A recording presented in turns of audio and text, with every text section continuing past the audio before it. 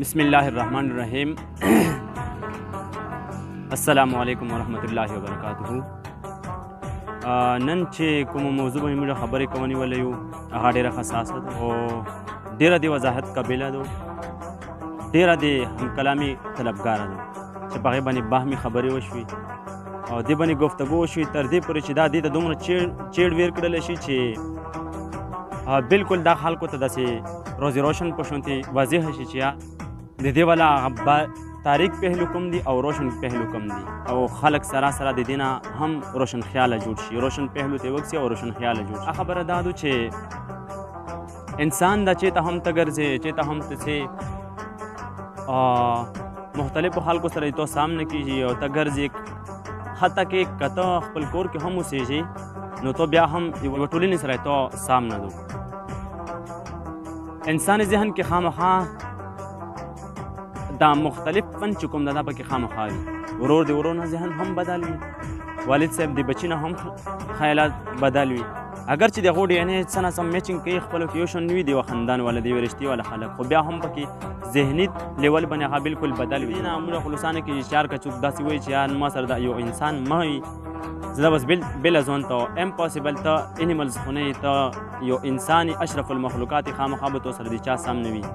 او چې څوک سامنے نشي کولی هغه زندګي نشي تېرولی که نه، خامخا به ته د چا سامنے په خپله باندې غوړې شي. طب دا که ته انسانانو سره اوسېږي ته به خامخا پریشانه به وي. اوس ګوره پریشاني دي څه وجې نرسي یا خو دا چې ته کومې پیسې ګټې هغه کامې دي چې کوم تو اخراجات دي چې ته کوم ضرورتونه دي هغې دپاره کامې دي. دویمه خبره ده یو اسې شاید به ذهن کې د نیوله مطلب یو ټارګېټ ته دی تو هغه پوره کېږي نه ته هغې دپاره خپایي. درېیمه خبره ده چې یو داسې کاس ته هغه خاندان والا ممبر هم کېدلی شي، هغه د تو یو کولیګ کېدلی شي چې کاروبار کې تو سره شریک وي،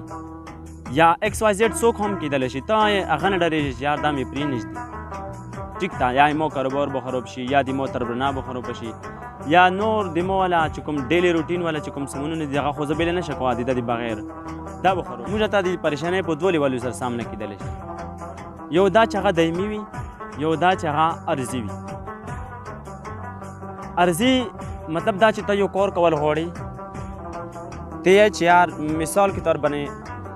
ما ته 1 लाख ډیمانډ ده د میاشتې 1 लाख روپۍ د زه وګټم او ته هغه لګ بګ 80,000 یا 70,000 60,000 پوره کوي 30 20 50,000 هغه کمې دي د تو ډیمانډ دپاره. ته اوس دغه مشکل سره په سامنے بالکل ته خوا په خوا سره روانې څنګ په څنګ باندې ته چې 1 लाख ته د خپل ډیمانډ نه سمو دا پریشاني هم ده خو څه حده پورې دې ته عارضي پریشاني دا دایمي نه ده. ته یو ټارګېټ حاصلول غواړې هغې دپاره ته محنت کوې، پریشانۍ سره سره د تو محنت هم جاری ده. دا پریشاني عارضي ده، ټیمپرري ده، همیشه دپاره دا نشي پاتې کېدلی تو سره. او همیشه پریشاني کوم یو ده هغه دا ده چې ته یو خلکو سره یو ګروپ یو ټولي سره اوسېږي هغو ته هغو څه خبره وکړه هغه بالکل په تو باندې بده ولګېدله. اوس ته دوی کې د بده خبره باندې ځان باندې کنټرول کول او د دغه بده خبره بعد کې هغه کس خلوړي د تو ذهن ته وخته او دا ذهن د دا تو ذهني لیول دا قبوله کړله او دې باندې بیا بعد کې گفتگو شروع کړه یار هغه مو ته دا خبرې ویلې وکړي دا مو سره زیتا کوي دا داسې کوي دا داسې کوي یا کور کې هم کېدلی شي. اکثر خلک زه ګوره ډېرې ګیلې کوي یار کور کې مو سره داسې کېږي داسې کېږي داسې کېږي داسې کېږي دا دایمي پریشاني ته همیشه والا پریشاني دا غوي. نو قابل انسان هغه ده کامیاب انسان هغه ده د تو شروع دي کامیابی دې دې نه به کېږي چې ته خپل تو سره چې کوم خلک اوسېږي د هغو رویو باندې ته قبو وموندې ته قبو کې هغه نو دا شی نه قبلول قبو کول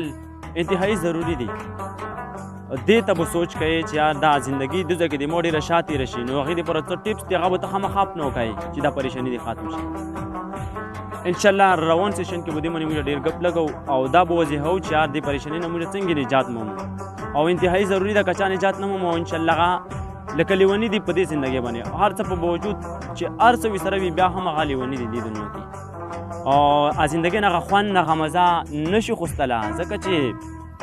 دا داسې پریشانی ده چې دا تو نه جدا کېدلی هم نشي که تو سره څوک یو کپنۍ کې کور کوي یا د سره یو سکول کلاس فیلو ده یا د سره یو کور کې ممبرز ده مدرسې کې دې سره څوک ته یا دې سره کلي وطن کې څوک ته نو هغه نه به ته چېرته لوټ شي د دې پریشانۍ داسې علاج چې بالکل علاج هم دایمي وي داسې به موږ انشاءالله د دې والا علاج لټوو او همیشه دې پر به دې ته شکست ورکوو انشاءالله. والسلام.